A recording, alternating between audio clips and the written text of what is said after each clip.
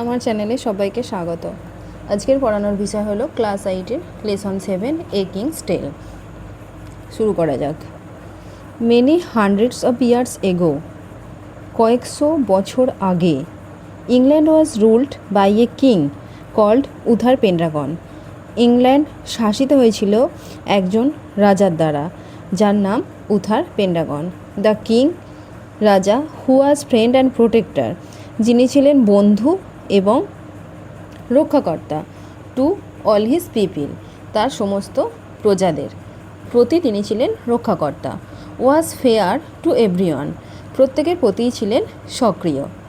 The people of Britain lived in peace and happiness, ব্রিটেনের লোকজনেরা শান্তিতে এবং খুশিতে বসবাস করতেন।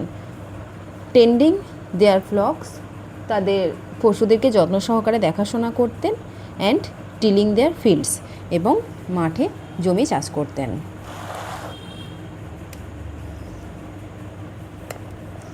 King Uther Pendragon had married the beautiful lady Igraine, রাজা উথার পেন্ড্রাগন বিবাহ করেছিলেন সুন্দরী মহিলা ইগ্রেনকে।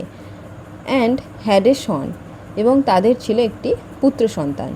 This child was the heir to the royal throne, ওই শিশুটি ছিল রাজ পরিবারের উত্তরাধিকারী।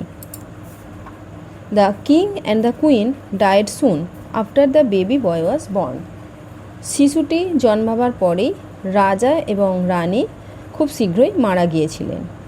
ইট ওয়াজ এ ডিফিকাল্ট টাইম, এটা ছিল একটা কঠিন সময়। Many of the king's opponents were, রাজার বিরোধীদের মধ্যে looking to seize the throne, রাজার বিরোধী পার্টিদের অনেকেই সিংহাসন দখল করার চেষ্টা করেছিলেন। King Uther Pendragon had two wise councillor, রাজা উথার পেন্ড্রাগনের ছিল দুজন জ্ঞানী উপদেষ্টা। মার্লিন এ প্রফেট, একজন ভবিষ্যদ্দ্রষ্টা, অ্যান্ড এ ম্যাজিকশিয়ান, এবং একজন জাদুকর। অ্যান্ড দ্য ব্রেভ নাইট, এবং সাহসী যোদ্ধা sir Ulfius. They are greatly trusted by the royal family, তারা ওই রাজ পরিবারের দ্বারা বিশ্বস্ত ছিলেন। When the king and the queen were no more, রাজা এবং রানীর মারা যাওয়ার পর দ্য টু কাউন্সিলার্স মেট, দুজন উপদেষ্টা দেখা করেছিলেন স্যার এক্টরের সঙ্গে। দ্য ট্রাস্ট ওরি a loyal subject of the king, রাজার বিশ্বস্ত একজন প্রজার সঙ্গে। On a cold and windy midnight, একটা ঠান্ডা এবং ঝোড়ো মধ্যরাত্রে। দেই প্লেসড ইন হিজ হ্যান্ডস, তারা তার হাতে দিয়েছিলেন এ বেবি, একটা শিশুকে, wrapped in a scarlet cloak, লাল কাপড়ে মোড়া একটা ছোট্ট শিশুকে তার হাতে তুলে দিয়েছিলেন। মার্লিন বলেছিলেন, we order you and your wife, আমরা তোমার স্ত্রীকে, অর্থাৎ আপনার স্ত্রীকে এবং আপনাকে আদেশ করছি, টু ব্রিং আপ, মানুষ করতে, দিস চাইল্ড, এই শিশুটিকে, as though he were your own son, যেন এই শিশুটি আপনাদের নিজের পুত্র। The boy is to be called Arthur, শিশুটিকে ডাকা হবে আর্থার বলে। স্যার উলফিয়াস বললেন। Sir Ector being a true knight, sir Ector যেহেতু একজন সত্যিকারের যোদ্ধা ছিলেন। আস্কড নো কোশ্চেন্স, সত্যিকারের যথার্থ যোদ্ধা ছিলেন। আস্কড নো কোশ্চেন্স, কোনো প্রশ্ন করলেন না।